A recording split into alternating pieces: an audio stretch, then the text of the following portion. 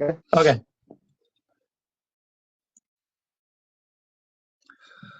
Hello, everybody. You're hanging out with Joe Leonardo and Alexander Turbin. You're hanging out with the comic book guys and comic books from coast to coast. I'm over here on the West Coast.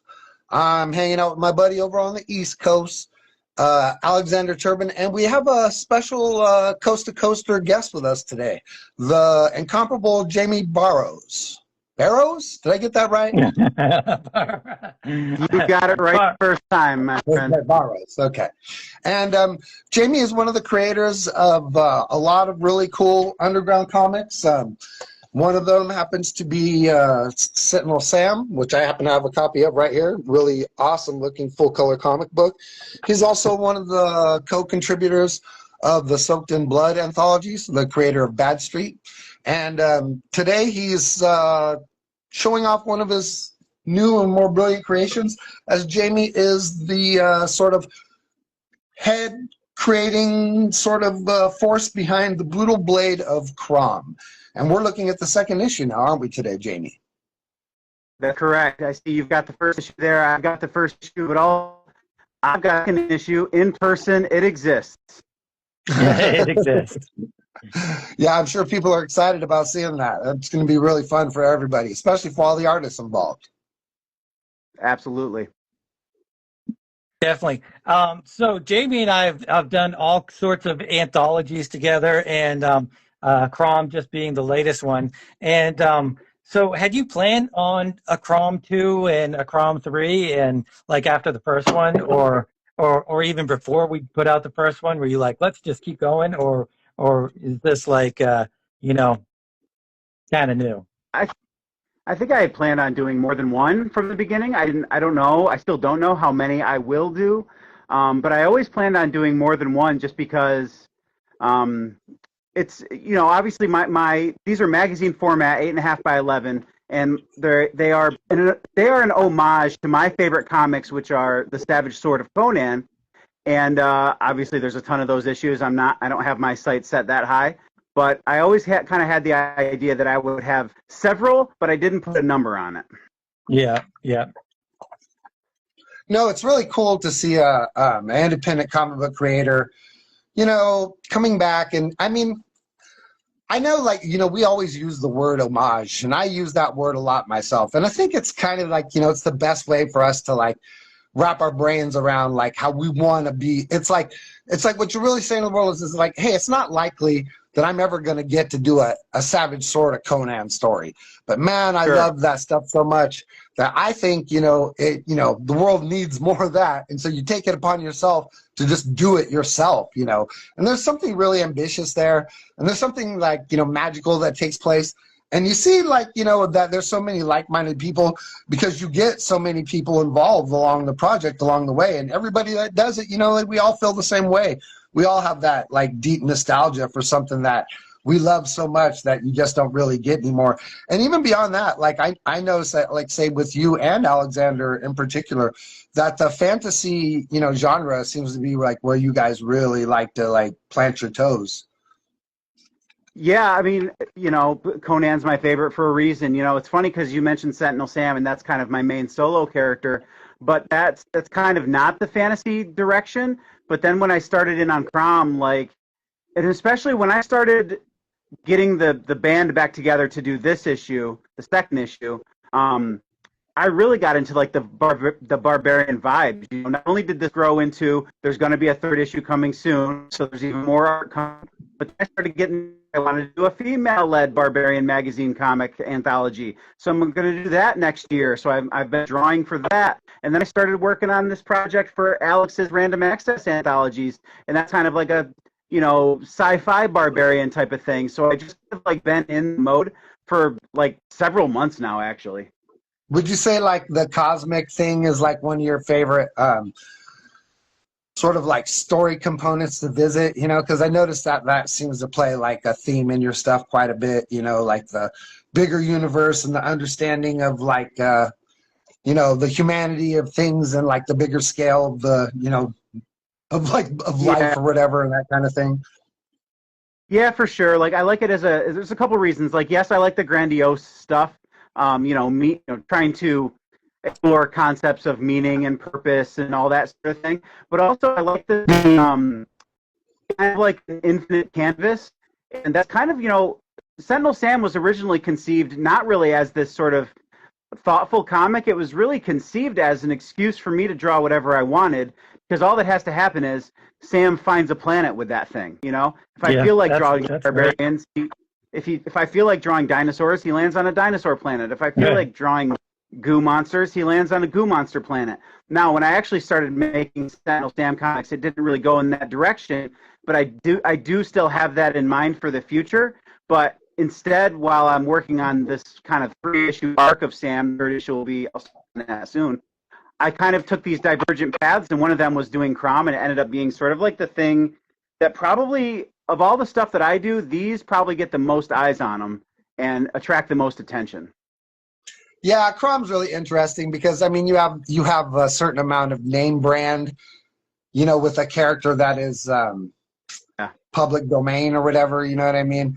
And everybody knows Crom. Like, it's a word that when a matter of fact, like in Six Lords of Sound, I litter that name throughout the book. Now, in the Six Lords, Crom is like their god or whatever, like it's the god from Conan or whatever, but in this like sci-fi universe, it's still like the same thing. It's still like this god of sound, this god of like the forge or whatever that everybody like, worships, you know what I mean?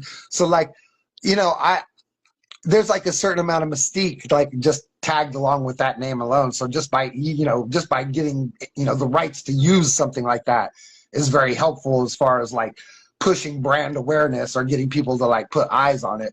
I mean, we're not the only people who have created a Crom comic book, since it's become public domain. There's like Kurt Brugel, I think his name is, or I know his Crom book, and I know there's a handful of creators that are, extorting the name to get their creations a little bit more notice. And I think that's a, smart move. I mean, like that's what public domain is. It just gives people a right to, touch base on something important, and also, ensuring that something doesn't get lost to time if people feel there's a relevancy to it, like it lets you grab that and like, put your own stamp on it. And that's an amazing thing.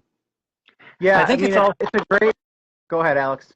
I think it's also safe because, like you're saying, it's public domain. So it's like, nobody's going to get sued because they're using Conan or, any other characters. So it's safe for everybody to play in the same playground on this one character. Yeah, I agree. And there's a certain wink that's taking place where you're like, it's not Conan, but wink, wink, Yeah. The perfect thing because it's totally public. I think the only thing that might be trademarked that I saw is if it's titled Crom the Barbarian. I think that title might be the only thing that has a trademark on it. But the character of Crom, the human barbarian, completely public domain, but it benefits from the name Crom because, of course, Crom is the god that Conan is Conan's god. So the idea being that this is not really that same character. It's a human barbarian. Although we'll talk about some people do stories that kind of hint that maybe human Crom becomes god Crom. We don't know. We're not sure. And the best thing about it is it doesn't matter. Like I tell people, your Crom story, don't worry about the lore. He's got a sword that has a few different names. He's got blonde hair. Other than that, you're pretty free to do anything you want. Don't worry about continuity. Worry about consistency. Just tell the story. Yeah, definitely. So can you open up? That's Crom 2, right? Can you open it up? So first I'll mention cover by Jake Quirk at Mangle Dangle on Instagram. He is a master, and he needs more people to know who he is and what he does. He really does. I've tried to help him, coax him along to get some more stuff printed and stuff like that. And I really hope, I tell him all the time, we need more Jay Quirk in our lives doing stuff. So I mean, you guys, hopefully that happens. Like this is the wraparound cover for Entropy Alliance 1, colored by Jake, you know what I mean? And it's just like, dude, his stuff is so freaking good. Like if I could kidnap Jake and lock him in a basement and just make him color my comic books, that guy would not be safe. I tell you what, because I think that might be a plan. His work is too good, man. Yep. Everybody wants a piece of Jake. So contents page, inside cover. I took this little quote here because Jake actually put this. This is something that the wizard at the beginning of the first Crom book, Jake did the interior spread for this. Yeah. This is the first book, and somewhere in here he says, you know, "Oh, weary traveler, come here a tale." So I decided that's going to be something that continues to appear in Crom. That little thing right there. Well, So sure, we get because it you want to touch base on all the like Robert E. Howard isms or whatever, you know, like, and Sure. that's like one of the fun points of working on a story like this is getting to sort of exercise that, you know, part of your writerly brain where you're like, oh yeah, you know, I love the Conan stories, and Conan is more than just like the physical conjuring of the idea. It's the way he writes, you know what I mean? It's the kind of way he lines the words up. It's the kind of words he uses, you know, like, and there are a lot of beautiful Robert E. Howard isms, and it's a wonderful thing to visit because like his work is so, just like say like Lovecraft or just like Michael Moorcock, their work is so specifically their own thing. Yes, 100%. So we opened the book. I had I had a page count that wasn't quite what I needed for publishing, so I added this little section. This is just a snippet that's taken from the original comics, and it's basically all of the background you ever need for Crom. He was taken from his people. Now he's in this different land, into a world where greed and black magic held sway. So everything goes from here, and it's perfect what we start with. Joe, your comic is first up. Now, when I started gathering the troops for Crom, I said, you know what? Now that I've got the bone, I'm going to do an awkward slide. I'm going to turn on the overhead light so I have better light. We should have much less glare on the interior pages. Yeah, that's fine. Go ahead, dude. Take a moment to do that. Yep. Let me do that, gents, and we'll get to it. Yeah. Yeah. You know, it was pretty fun and interesting, and like my approach to Crom was very Fire and Ice inspired, you know, like because I know he's a blonde barbarian, and Larn from Fire and Ice was like kind of the first place my brain went, and I thought the ponytail was a fun way to separate my version from everybody else's, because everybody else does the, you know, the typical long hair thing, which is cool. I mean, it's, you know, I mean, it's the character.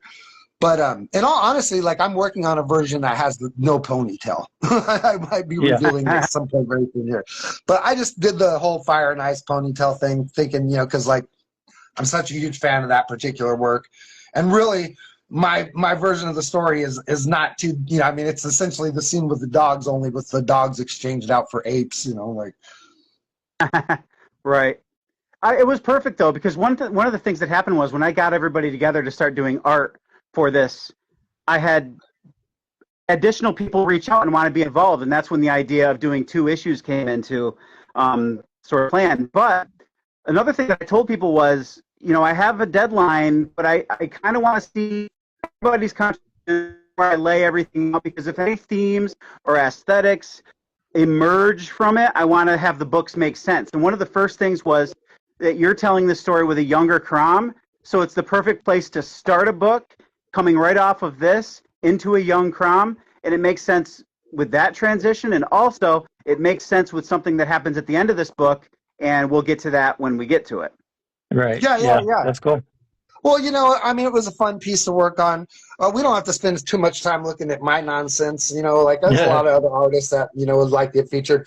But I am pretty proud of the work I did in this, I'm not going to lie. And I did stop and I put some little backbone into this, you know what I mean? And as you can tell with that double, you know, pager right there, you know, that you're looking at. I enjoy the double head. Because I'm not going to lie and say it's not pretty spectacular. It is. It is great.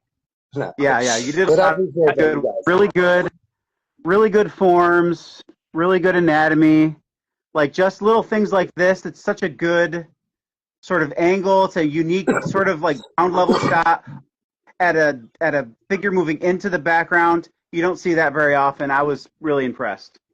Yeah, it's just it has no panel around it, just for the simple idea of like creating the idea of like the fluidity of the movement that's taking place, you know what I mean? So you have the nice figure like all projected upwards or whatever, and then you got the really cool looking ape who's just coming in there and just like ready to tear things up, and then you know, you have this nice I think I might have cribbed that from from what's his name? Gambit in the X-Men playing Oh yeah, basketball. yeah, Oh, yeah. nice. That makes sense. It's like one of those Gambit basketball shots. I think that was, like, because that's too good for me to be just like coming out of my brain. I'll tell you that right now. Yeah. So, Yeah. Jaimie, how many pages is that? So that ended up being 52 interior pages. That's a beefy book. Is it square bound or is it stapled? It's stapled, but we're probably hitting about the limit to what can be handled because it's pretty, Yeah, it's pretty thick. So yeah, if we go much You know what- above, if we start getting close to 60 pages on any of these, we're gonna have to start thinking about square bound for sure. yeah, yeah. What's really wonderful is that you get such a flood of people being interested, and that you get so many submissions that you had to literally make 2 books. I mean, Yeah. you didn't set out saying like, "Oh, I'm going to get so much submissions, I'm going to make 2 books out of this."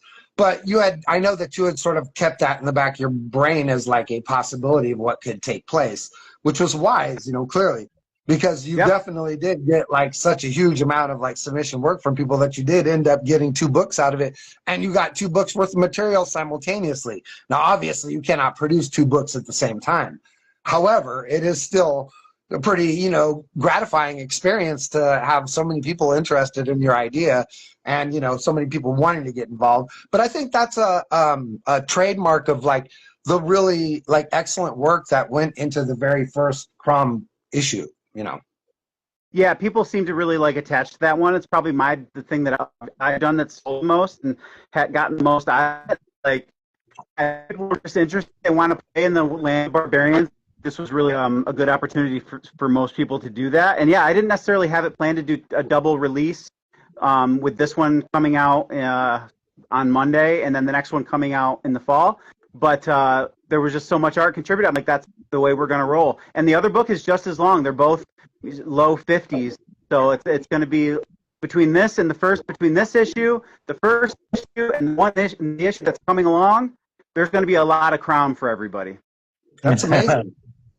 That's what everyone So loves. More Crom. That's right. So my contribution, kind of doing what I do, I'm kind of like the underground comics anatomy guy, I guess. I don't, that's kind of what my whole deal. So yeah, I had a lot of fun with this one. I won't say too much. Kind of cheated a little bit. I'm like, I'm going to do this in the snow. Then I don't have to do as many backgrounds. Yeah. Did you limit yourself? Did you purposely limit yourself to a certain amount of pages? Like I know, I'm not in that one, but I have pages in the next one, and I have continuing stories. Am I the only one that has a continuing story? You are not actually. There are 2 of you in the next do have continuing story, and actually, there's another one in this that kind of ends. There's just a one-page comic later in this book that kind of indicates that there's more coming. So you're not the only one. Yeah. This comic in particular does have a to be continued that leads to the next issue, and then the story kind of finishes up in just a couple pages. So it's not like a whole big Right. thing. Right. In terms of limiting myself to a page count, I have 10 in mind. That's about like, okay, what can I finish in a reasonable amount of time and then have Yeah. time to do other projects I want to do. Like, that's always part of the thinking. Yeah. Because I like to do a lot of my own stuff. Honestly, I'm contributing to other people's anthologies because they look fun and I want to play in everybody's cool sandbox. But you do have to start thinking about, like, what do you actually have time for? yeah, dude. Like literally, I had to back out of like Max Murder through time or whatever, or through history, because it was either Crom or Max Murder, man. Because like I'm doing the Entropy Alliance book right now, and it's like it's really me putting out. It's me and Alex together, but it's really like a tightrope walk as far as like trying to push your abilities to a certain point, and not just in the art. But this is the first time I've ever done a book where I've really tried to tell a very comprehensive, very tight, very like dense story or whatever, you know what I mean? And you hope like you don't lose people because you're like giving them too much, or you hope you don't lose people because you're not giving them enough. And I've never done this before. So, there's a certain amount of apprehension with it. Like, it's like, I know I could draw a really cool looking book, but I've never had a book where I wasn't like leaning on the visual end of it with spectacular events taking place. In this particular story, it doesn't have too much of that kind of thing, and most of it is way laid down by talking heads, but it's a part of the story where it all has to like just be driven out, you know what I mean? So like as a creator, you always are nervous, you know, when you try different things and, you know, go different routes and, you know, like explore new areas, because we get so safe and comfortable doing the stuff we love to do, you know what I mean? And you always know you can come back and do that. But man, it's scary to be out on that high wire and wait and see what people think of whatever you're doing. You know? Yeah. And there's a whole nother. So here we have Jake Quirk's interior comic contribution to the second issue of Crom. So again, fantastic work. Love to see him doing the black and white thing also. He's such a good colorist, but like to see him to color in black and white is also a lot of fun. Yeah. Really good feline anatomy here. He did a really great job with all that. I love the paw coming out of the shadows, and then you show the whole figure. I love great. that. Great, it's a great transition. Did he continue his story? Now, it seems like this one is a comic strip more, because in the other one, it's like a narrative prose thing or whatever. It's almost like a novel with, you know what I mean? It's like a portion of a novel with illustrations to go along with it or whatever, as opposed to being like an actual comic strip. Now, did he continue in that fashion? That's an interesting sort of dichotomy between the two books. I hadn't thought of that, to be quite honest. This story does have a finish, but as always, you know, there's always the idea that there's more adventures to come. You know, any story that has an ending, you still have the idea that like as he walks out the door, there's going to be another maiden or another evil sorcerer or a thief or, you know, a mercenary. There's somebody out here waiting for him, I have a feeling, because that's just the reality of a barbarian like Crom. Yeah. Non-stop danger and action. Yeah, you know, That's it's just right. like with any great character like that, the thing that makes them so like important is their ability to be reinvented by every new generation, and each new generation, you know, creates new iteration of these things, and that's, you know, what keeps them relevant. I think, you know, is that each generation comes along and goes, oh, you know, this is interesting to me. This is what I think about this. This is what I see when I think of this or whatever.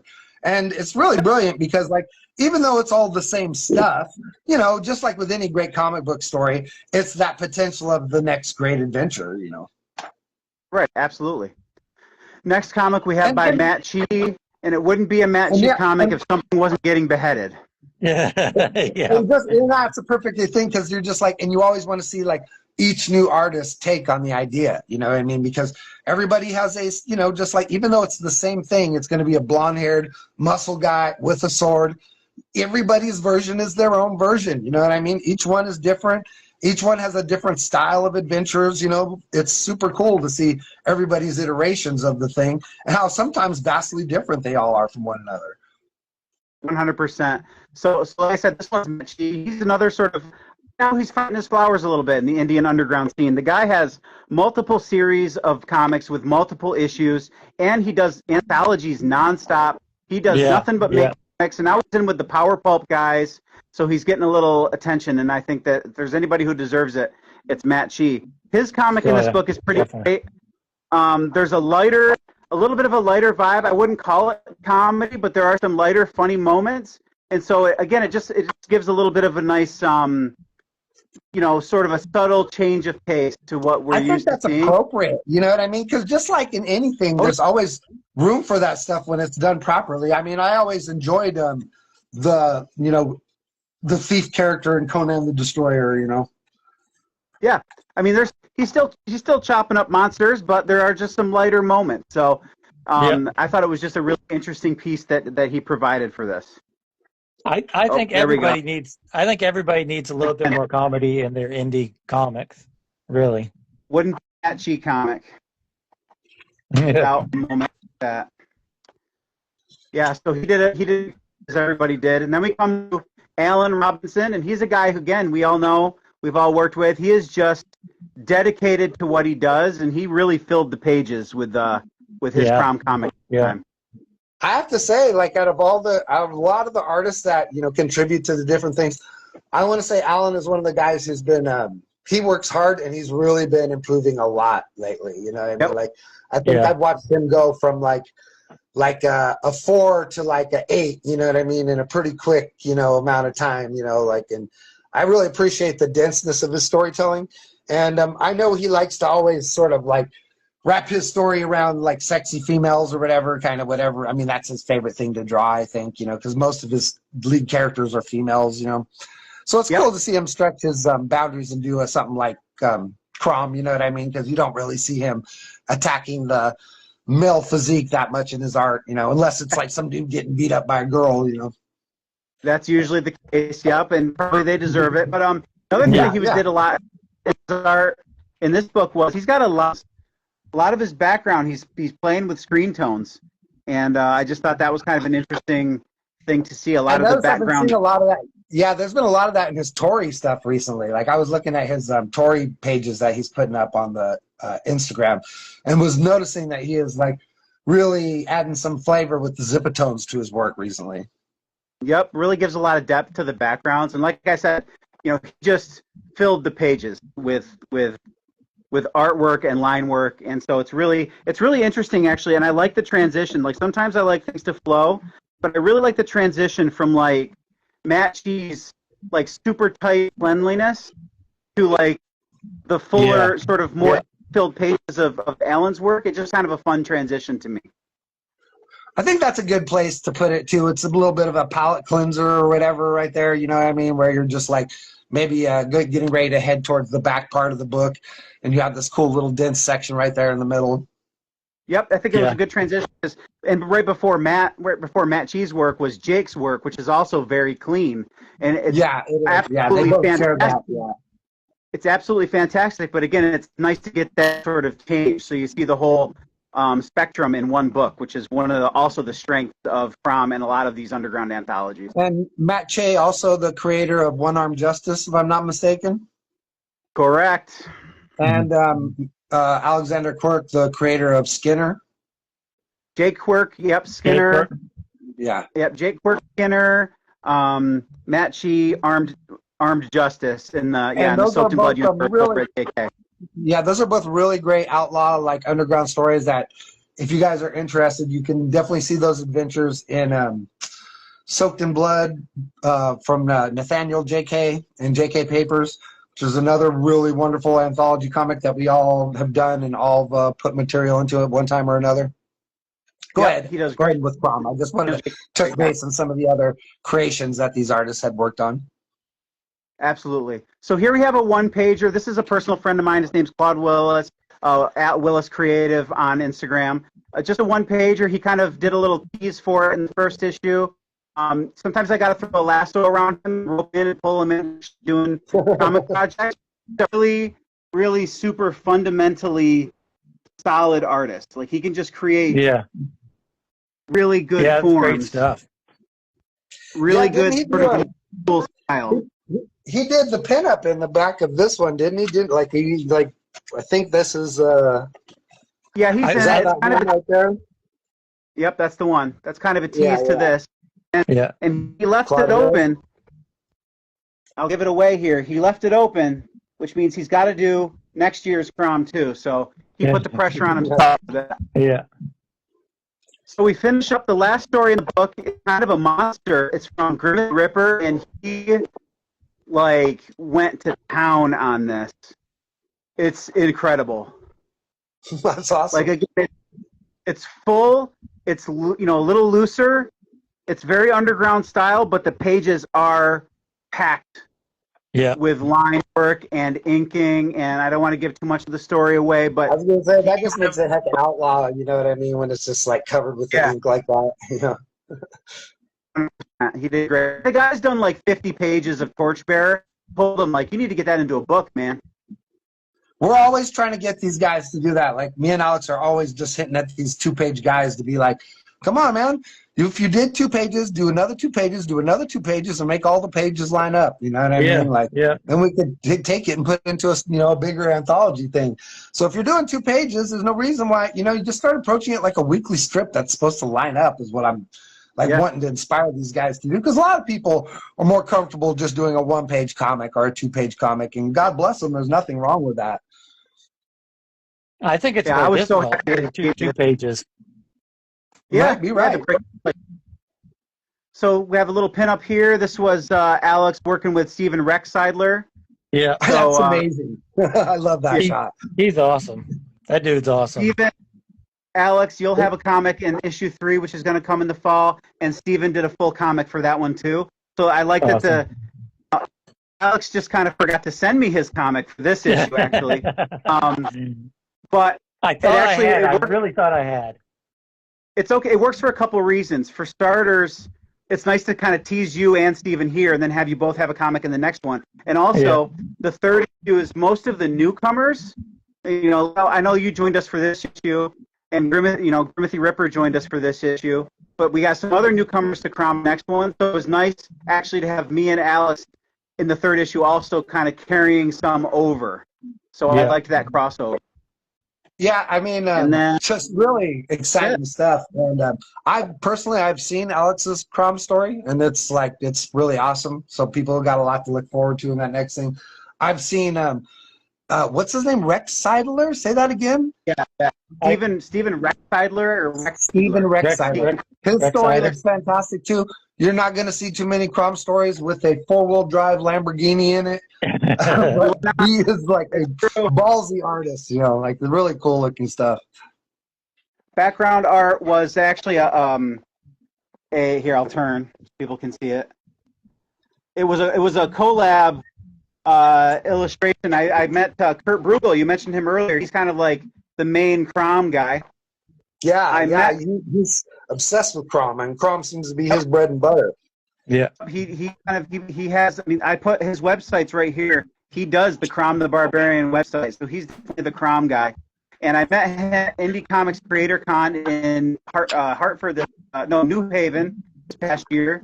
And he's like, do a doodle and I'll ink it. So I doodled this in pencil. He inked it and colored it, and it was really cool because I've never seen my art done this sort of like old school feathery style. Yeah. So yeah. really That looks awesome. Yeah, it was really interesting. So I did like it's really trippy the mixes you get, because right now, you know, Alex and I are working together on the Entropy Alliance, and it's going to have it's going to take maybe 5 or 6 issues to tell the whole story, and you know there'll be very comprehensive stuff. But Alex is doing all his own penciling on his own stuff, but I'm inking all of Alex's stuff, so like I'm inking the whole book. But it's very cool to get a chance to take someone else's art and leave your little stamp across it or whatever, you know what I mean? And then you get this weird, cross mingling of 2 different, hygienes or whatever. You know what I mean? Yeah. It's really interesting. It's really cool to see when I did that. So yeah, it was cool to meet him. You can find some of my comics on his website, which is pretty cool. Like, he is all about it. So yeah, he's a really cool guy. But yeah, this is just the whole list of creators. So all of these are Instagram ads, so people can find these people. Really great team, and more to come. Yeah, it's really exciting stuff, and we're really happy to have you on today. We really want to take a moment to thank you for your time. Crom, Savage Spear, Crom, Savage, what is it called? Savage Brutal Blade of Crom. Brutal Blade. Brutal Blade. Had to have that Blade of Crom. And that just gives it that nice alliteration, like Savage Sword or whatever. And it instantly harkens you back to that nostalgia of that book when we all saw that at a 7-Eleven or at a liquor store at some point when we were little kids, and picked that thing up and we're just like, oh my God, like jeweled ladies and sword guys and people getting their heads chopped off and men riding on elephants. You're just like, yes, please. Yes, please. Yes, please. I'm 9 and I want to check that stuff out. How old were you when you got turned on to Conan stuff, Jaimie? Say that again? How old were you when you got turned on to the Conan thing? Oh, I mean, it was less the comics for me. I tell people all the time, I didn't have a lot of exposure to or ability to get random comics. I had kind of like one blind box of comics that I think my parents got me from like Kmart or something. 20 or so comics in that box was my entire collection for most of my childhood. Barbarian movies I was into, so I had seen the Conan movies early on, and then it wasn't until decades later, I was probably approaching my early 20s when I finally read the actual Conan short stories, and then started getting issues of Savage Sword. Yeah. One of my semi-local comic shops down in Binghamton, New York, it's called Sound Go Round. They've got drawers under their back issues full of magazine formatted stuff.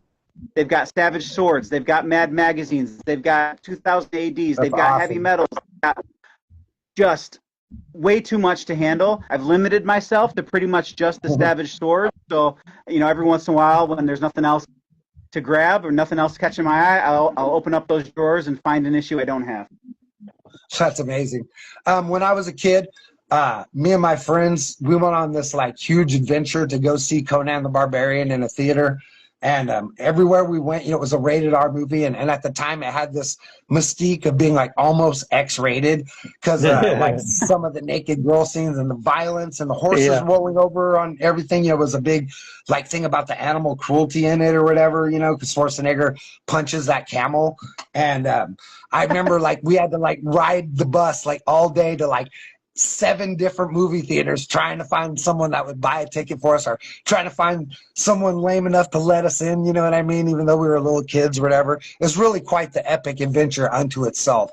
And we ended that at like 8 o'clock at night, finally finding some punk kid who was like cool enough to sell us the tickets or whatever and let us in and watch it. So I have a massive like, tale of adventure and struggle that goes along with my, like love. That's awesome. That's But just all right, so we ready to wrap this up, you guys? You guys got a little bit more? What are you What's working that? on right now, Jaimie? Besides the Crom stuff, are you working on any Sentinel Sam or anything else?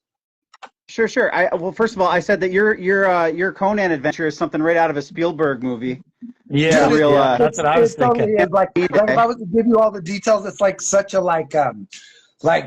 Seth freaking what's his like the super bad guy or whatever, freaking like it's really hilarious and full of all kinds of ridiculous moments, but we won't go into all that right now, but I'm a West Coast kid, man.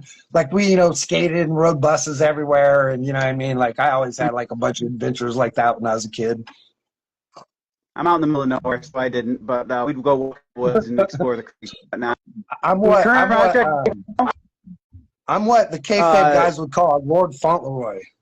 I grew up over here in the West Coast, like I was a surfer kid, and totally. That's why I like have that '90s Jim Lee Sylvester thing. It's like a West Coast thing. Like nobody on the East Coast does that. Everybody over there is like John Romita, and like Liefeld and those guys.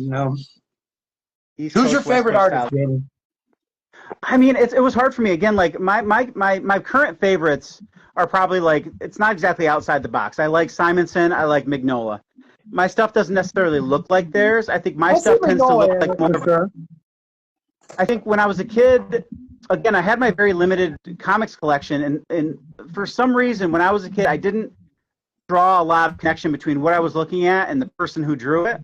And later, I started to sort of attach to some things. The guy that caught my eye, and the ones that are probably closer to what I do stylistically, are Sears and Dale Keown.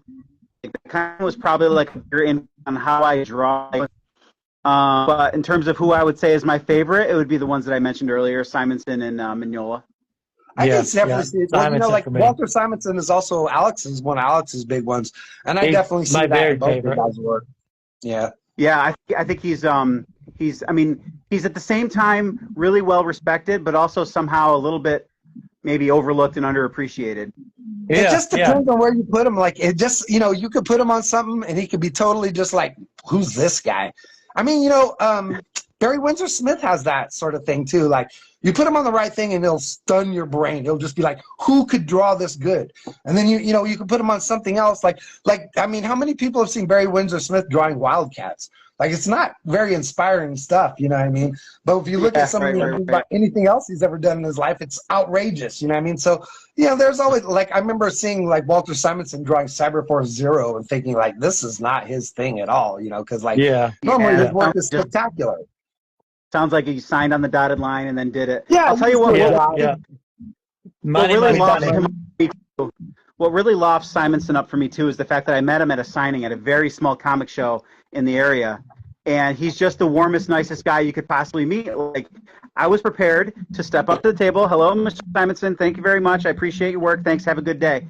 I was ready to move on. You know, there was a line of people, but he stopped me for more conversation. So I thought, like, man, this is a guy of the people. This seems like a really good dude. A lot of those guys are super cool. Like I was just at a convention earlier this year, and I met Joe Rubenstein, and he had a full line.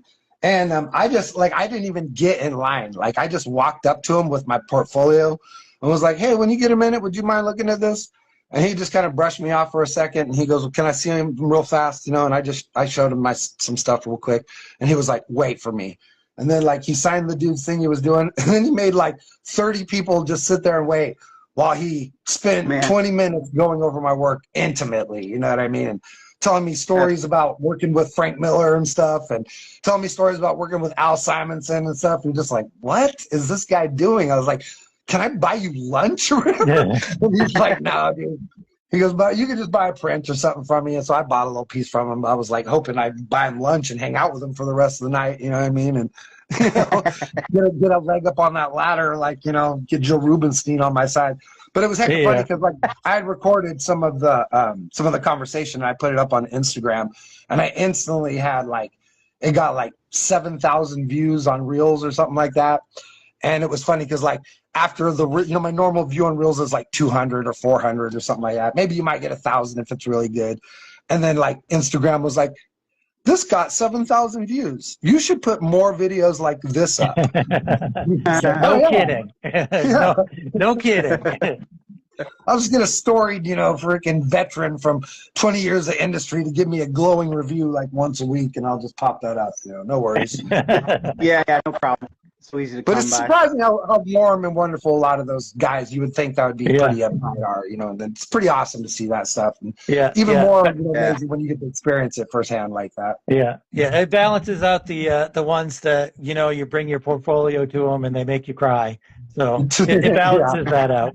It's funny because, you know, I brought it to what's his name? Who am I thinking of? The Batman guy from the 80s or whatever, Neil Adams. Neil Adams. Yeah. Like, I brought it to Neil Adams' son, and I was like, would you take a look at him? He goes, well, if I look at these, he goes, I'm gonna rip you up as hard as I can. He's like, are you sure you want that?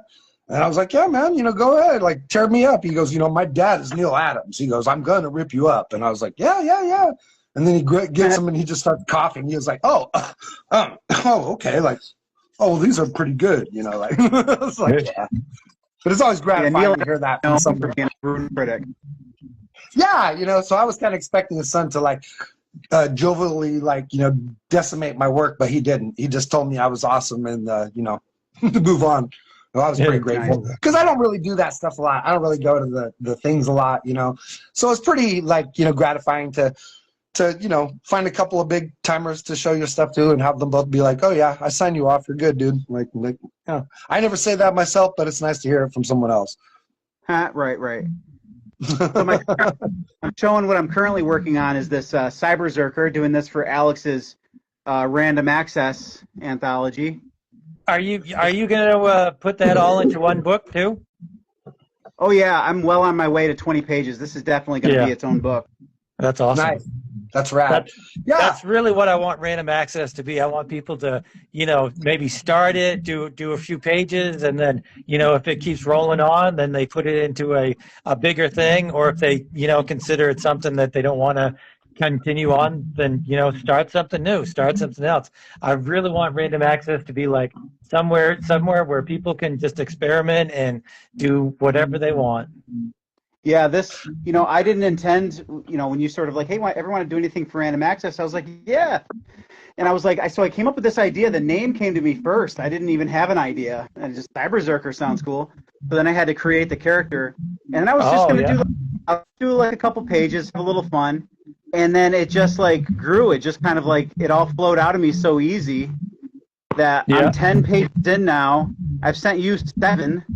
And I'm just going to keep on rolling because my plan is to start the 3rd issue of Sentinel Sam in the second half of September and have that done by the end of the year. So I'm doing as much Cyber Zerker as I can before I cross the Sentinel Sam starting line. Yeah, yeah. Yeah, that's Awesome. amazing. I honestly like, both your guys, like Alex is working on the super fabulous adventures of Morgrim, the Cyclops, and his stuff is looking fantastic. Cyberzerker looks like tons of fun, And the little work I did on Crom, it's really enjoyable. And I have to say, like, I am a huge fan of fantasy and sword and sorcery. I'm a big Elric guy, is where like my heart really sits. And you guys are inspiring me to try and put something together that leans on the Elric side of like, the sword and sorcery thing. So I'm working on that kind of in the back of my like burners right now. And that Cool. will like hopefully be featured in upcoming random access that isn't overflowing with contributors. Because I know right now, just like with Crom, Alex is getting a lot of people who are finally interested. I mean, it's been out for a long time, but it's cool to see people finally like paying attention to it and like really wanting to get involved. Because I know like Alex is often struggles to fill the issues up and to get other people involved and get other people contributing on a regular basis.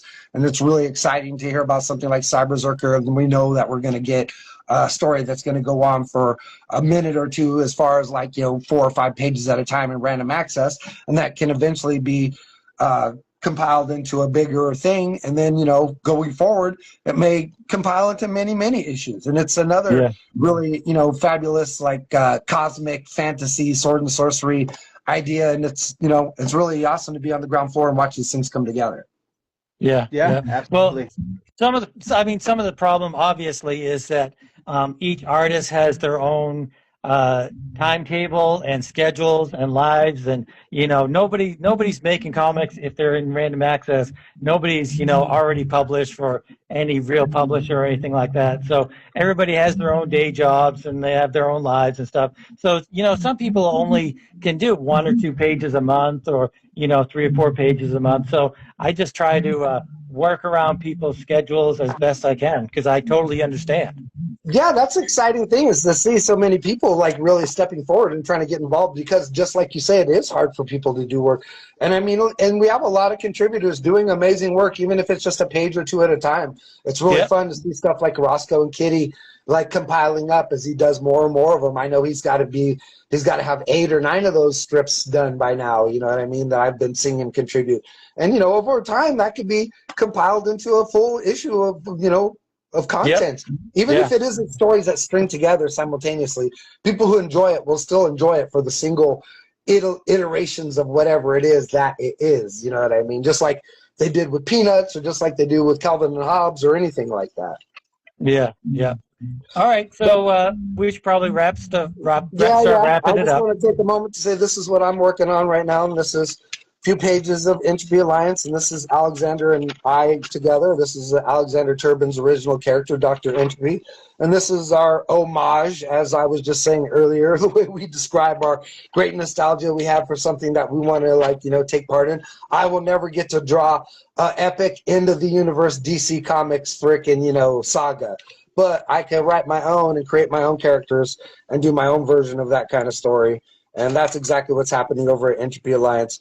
And I promise it's going to be a epic, like massive, like story-driven, character-driven thing in the vein of Jean Grey's Dark Phoenix saga, or Crisis on Infinite Earth. And the goal is to hopefully blow people away with it. And we're hard at work on that. What's going on with you, Alex? What are you working on right now? Oh, I'm just cranking out more grabbing the Savage Cyclops and more random access stuff, and I'm just always praying that cranking that up. you're continuing to color Morgrim with watercolor. Are you? Yeah, I am. It's spectacular. I love it so much. I have the last of it penciled, and I have half of it inked.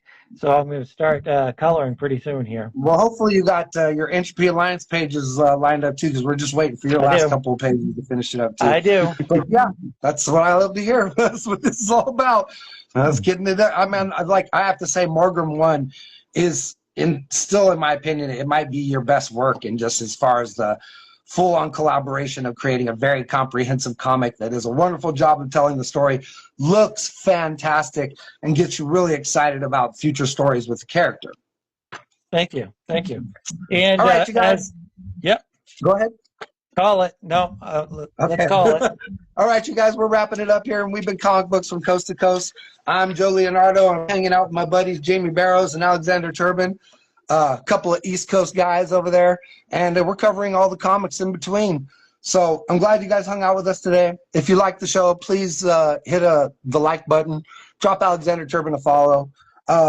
Look for the comic books of Jaimie Barrows, Alexander Turbin, Joe Leonardo. We're all independent comic book creators. We work hard at our art, and we all appreciate the people that come out to view it. And if it's a handful or if it's 100, we appreciate every single person that stops and creates and helps keep the underground comic book industry alive, because as long as it's alive, comic books will never die. So you know what we always say here at Comic Books from Coast to Coast? We say keep on creating.